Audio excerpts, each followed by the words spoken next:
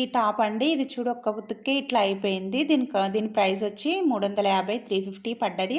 కానీ ఒక్క ఉతకగానే టైట్ అయిపోయింది. దీన్నైతే ఇంకా పాపకి ఫ్రాక్ అన్న కుడదామని ఐరన్ చేసిన. ఐరన్ చేసి ఇలా నడుము దగ్గర అయితే కట్ చేసి దాన్ని ఇలా మడిచేసరికి 4 మడతలు అవుతుంది మనకు.